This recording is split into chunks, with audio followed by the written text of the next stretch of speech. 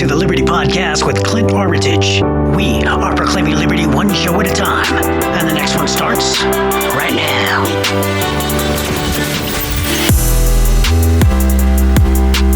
All right, what's up, everybody? Clint Armitage with the Liberty Podcast. Thanks for coming back. So this is part 2 of the Dark Ages of America, and we finished off part 1 recently with basically what we got to the point of Jeroboam getting the prophecy from God, where the prophet went out and tore his brand new cloak into 12 pieces and told Jeroboam, hey, you're going to have 10 of the tribes. And so because Solomon and Jerusalem and the Jews there were not following through, and Solomon was not following God's commands when it came to controlling himself. And so Solomon was following other gods like he was not supposed to do, and specifically told by God not to do, but he did it towards the end of his life there. And so God came back and said, okay, we're going to tear this nation into 2 that's going to be broken up. The 12 tribes are going to be broken up 10 and 2. Basically, the nation is going to be torn into 2 here. And Jeroboam worked for Solomon. That's kind of where we finished up. And we found out that after Jeroboam got this prophecy out in the wilderness, Solomon came or was trying to kill him now. Solomon did not want him alive anymore because obviously he was going to take over a portion of the throne, which was the 10 tribes that God was going to give him. But you can't stop God's plans. You can try all you want and try to commit, in this case, murder, trying to kill the guy, but it's not going to happen. So Jeroboam took off and he went to Egypt. So he went to live in Egypt to avoid being killed by Solomon. Well, eventually Solomon dies. And when Solomon dies and Jeroboam hears about it, he knows it's time to go back. So Jeroboam comes back. Now, Rehoboam is Solomon's son who takes over for Solomon. But this is where God's plan starts to kick into place here, where Jeroboam is going to rebel against Rehoboam, Solomon's son. And this is where the tearing of the nation is going to happen here. So this is chapter 12 in 1 Kings. 1 Kings chapter 12. Rehoboam went to Shechem, for all the Israelites had gone there to make him king. When Jeroboam, son of Nebat, heard this, because he was still in Egypt where he had fled from King Solomon, he returned from Egypt. So they sent for Jeroboam, and he and the whole assembly of Israel went to Rehoboam and said to him, your father put a heavy yoke on us, but now lighten the harsh labor and the heavy yoke he put on us, and we will serve you. Rehoboam answered, go away for 3 days and then come back to me. So the people went away. Then King Rehoboam consulted the elders who had served his father Solomon during his lifetime. How would you advise me to answer these people, he asked. They replied, if today you will be a servant to these people and serve them and give them a favorable answer, they will always be your servants. But Rehoboam rejected the advice of the elders and consulted the young men who he had grown up with and who was serving him. And he asked them, what is your advice? How should we answer these people you say to me? Lighten the yoke your father put on us, which is what they asked from Rehoboam. The young men who had grown up with him replied, tell these people who have said to you, your father put a heavy yoke on us, but make our yoke lighter. Tell them, my little finger is thicker than my father's waist. My father laid on you a heavy yoke. I will make it even heavier. My father scourged you with whips. I will scourge you with scorpions. Okay, so we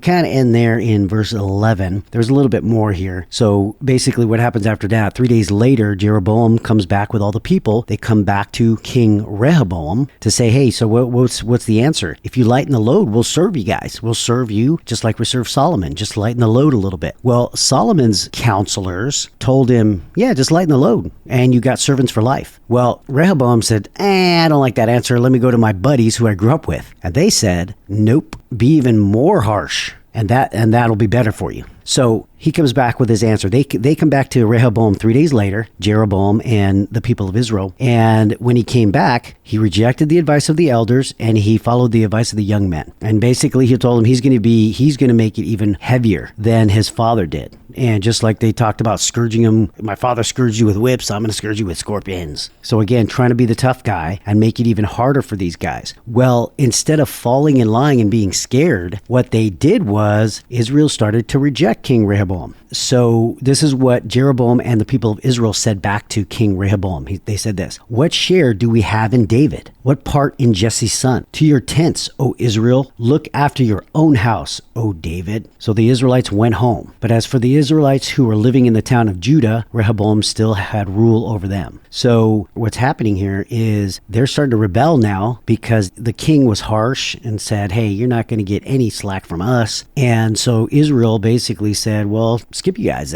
then take care of yourself. You don't have to worry about us. We're out of here." Well, that's the 10 tribes said that. The only ones that stuck around with Rehoboam was Judah and Benjamin. And so they kind of stayed with him there. Then the king, what he did after that is he sent out one of his men, Adoniram, who was in charge of forced labor, to go talk to these people to get them to comply. Well, they stoned him to death. And then King Rehoboam's like, whoa. So he was there with him too. He managed to get into his chariot, escape to Jerusalem. And so since that time, Israel had been in rebellion against the house of David, which is under King Rehoboam now. And so that's where the split began. Okay. Now, when Israel came back, they basically found Jeroboam and they said, "Hey, we want you to be king." So they made Jeroboam king. And then Judah stayed with Rehoboam, Solomon's son. And there's another tribe, Benjamin, kind of gets lost in the mix there. Benjamin kind of got absorbed by Judah and being the tribes that stayed under David's line, under Rehoboam there. So there's where it was. Now it was going to start a civil war, basically, because they were going to go fight each other. The house of Judah, Benjamin, they were going to go take all their men and go fight the northern kingdoms of Israel because of this kind of breaking away. But the Lord gave a word to the prophet Shemaiah and said, "Hey, don't go up there and don't fight your brothers." And so they did not. They held back and they did not do it. But still, the nation split in two. Now again, the 12 tribes split, 10 went away, 2 stayed. But notice 2 nations were created, one nation was torn apart and broken into 2. Now we're going to start getting into the parallel that Israel had back then and what America is looking like now. Right? So you're starting to see the parallels here. We have leaders that are just messing up the country. And God is telling them, "Hey, follow me, follow these rules, follow my word." And the leaders, although they may start off that way, they end up messing it up, okay? And again, leaders make mistakes, but then intentionally move away from God. And God says, "That's enough. We're going to tear the nation in 2." So I hope you can start to see the parallel here. America is starting to parallel Israel like they did back then here in 1 Kings, where the nation is being torn in 2. And I believe God is tearing this nation in 2 because of the wickedness of this nation and the wickedness of our leaders and where it has taken us. And it doesn't matter if you're conservative. It doesn't matter if you're liberal. Are we following God? Are we doing what God has asked us to do? This is why things are happening. You can try to explain it any other way, but it's very simple. If you understand the principles and how God has made us a nation because of our following of Him, our foundation in Him since the beginning of this nation, one nation under God, you understand that since we have fallen away from Him, it's only a matter of time where He's going to take the blessing away. He's going to take the hedge of protection away. He's going to take things away, our unity away, because we don't want Him. He is the foundation, but yet we're not following Him. And our leaders are forcing us to go away from Him or trying to lead us away. And that's what we're seeing, just like it was happening here in Israel way back when in 1 Kings here. That's what is happening to America today. So I'm going to go into a little bit more of that as we continue to talk about this in these episodes here. So now I said I was going to finish up with Jeroboam, which I am. We're going to finish up talking about Jeroboam and what he did to lead the people away. So now God takes the nation, cuts it in half, not half like number wise, because it's 10 and 2 of the tribes, but in terms of he split it in 2, the northern kingdom and the southern kingdom. That's what's happening to America right now. We're splitting liberals and conservatives, but it doesn't matter if you're liberal or conservative. Do you follow God? Do you believe that God is in control? Do you believe that God has founded this country? Do you believe that God is in control? If you do, you can see why this nation is starting to split in 2. It's dividing. It's very obvious the division is here. God knows this. So we're starting to see that parallel come alive right now in this time that we're in right now. In the end times, we're starting to see it. So now we're going to look at, see if we can find more parallels. Before we had a country, the U.S. was a country that had conservatives and liberals. However, they were still one nation under God. Israel had the northern kingdom and southern kingdom, but they were still one nation under God. They didn't follow through. Their leaders didn't follow through. God split it in two, divided the country, northern kingdom, southern kingdom. I think God is dividing this country right now too, because we are refusing to follow him. We're refusing to follow his rules, his concepts, the promises that we made when we started this country. It was founded one nation under God. And now we're not. We're dividing ourselves, and God's allowing it to happen. And so it's being divided. So that's where we're at right now. Well, let's look back at Jeroboam, because he's the guy that's going to lead the northern nation of Israel into sin and start to really take him away from God. The nation is now split. That's the point we're at right now. Okay, so I'm going to start in 1 Kings chapter 12, verse 25. Again, do we notice any parallels? Then Jeroboam fortified Shechem in the hill country of Ephraim and lived there. From there he went out and built up Peniel. Jeroboam thought to himself, the kingdom will now likely revert to the house of David. If these people go up to offer sacrifices at the temple of the Lord in Jerusalem, they will again give their allegiance to their Lord, Rehoboam, king of Judah. They will kill me and return to King Rehoboam. So what Jeroboam is thinking, even though they're under Jeroboam, the 10 tribes, the northern tribes, are under Jeroboam, he's thinking, hey, when they go back to worship God at the temple, they're going to go back to Rehoboam. So this is what he's thinking. He's thinking just because the people go back to do their worship in Jerusalem, since they're going to be in Judah's territory, in Rehoboam's territory, they're going to fall in line back with Rehoboam. That's what Jeroboam believes. So this is where he starts to get twisted here. So here's verse 28. After seeking advice, the king made 2 golden calves. He said to the people, it is too much for you to go up to Jerusalem. Here are your gods, O Israel, who brought you up and out of Egypt. One he set up in Bethel, and the other in Dan. And this thing became a sin. And the people went even as far as Dan to worship the one there.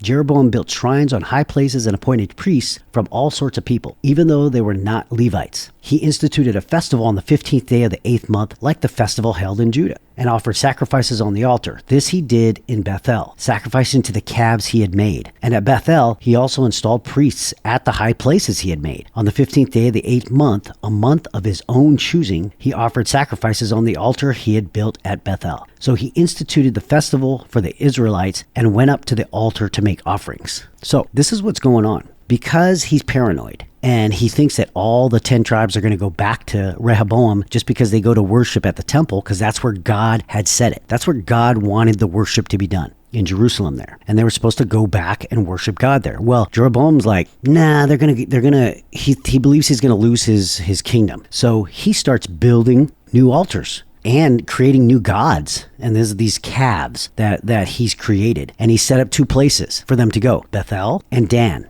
to go do their worship. He basically tells them, hey, don't go down to Jerusalem. It's too much, too far. Just go to these places, Bethel and Dan, and worship there. And worship these. These are now your new gods. Here's the calves that you can worship there. And the people follow it. The people do these things, but look what the leader is doing. The leader, Jeroboam, is leading his people into sin by leading them to worship other gods. And he's creating new things. He's creating new altars. He's creating new gods to worship, the calves. And then he's creating days or festivals. He's trying to match the ones that are done that God has set in place, right? God has festivals that are already set for the Jews to follow to this day even. And Jeroboam is creating his own, so that what he's doing is intentionally leading these people away from God. This is what Jeroboam is doing. And as a leader, he is totally going against God. He is totally leading the people into sin. And he's going to be held accountable, because this is, and that's why we'll see it as we continue on to talk about this. We're going to see how he's mentioned multiple times about being the guy, like the guy that's leading these people away. And people are following because they already are leading down that way. They're so fickle and they're not focused on God. They're focused on themselves and what's the easiest thing.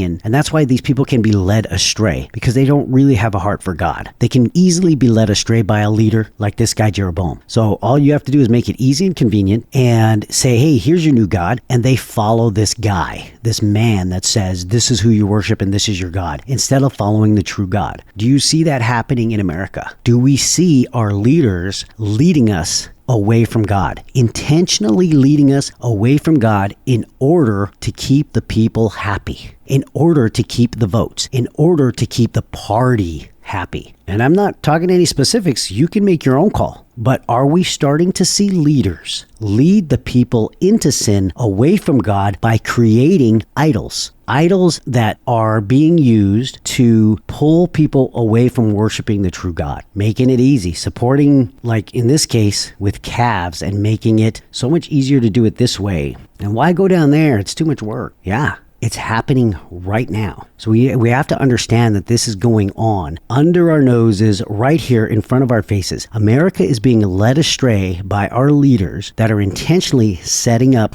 other things, idols for the people to worship, and people are being led astray. This nation has been divided, just like Israel was divided. Now the question is half the country, the one half that was divided, are they following through with worshiping idols? Just because a leader is leading them to support specific things and pushing them to support things, are the people following that? I believe so. And we're continuing to lead ourselves away from God, and there's going to be consequences for it. This is the starting of these dark ages, not the true starting of the dark ages. This is the clouds are starting to get dark. Okay. It is starting to get dark. It's not totally dark yet. So we're not in the dark ages yet, but we're getting there because we're following the same pattern. We're paralleling just like Israel is right here. All right. Well, it looks like we're going to have, one or two more episodes to get through this so we can start to figure out what the parallel is between America and Israel and the dark ages to come. Okay. If we don't come back to God, if we don't turn. Now, God has said in his word that he will allow us. He actually gives us time, and it appears as if he's slow in returning, but really he just wants not one to perish. And although it may seem slow, it's rather him being merciful to us so that we do not perish. But if we continue on this path, we're going to continue to fall off the cliff here, and these dark ages will come. We need to turn. We need to repent as a nation. We need to come back to God. We need to throw away our idols. We're so blatant in having idols. We even call a singing competition,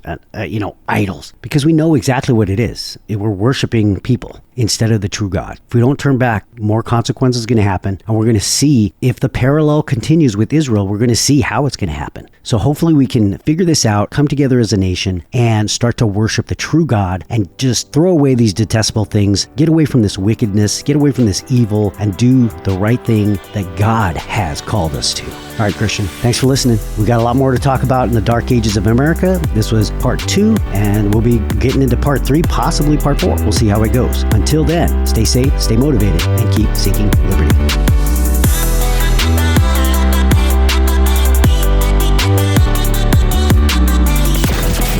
Joining us for another episode of the Liberty Podcast with Clint Armitage. If you want to get in touch, email us at info@clintarmitage.com.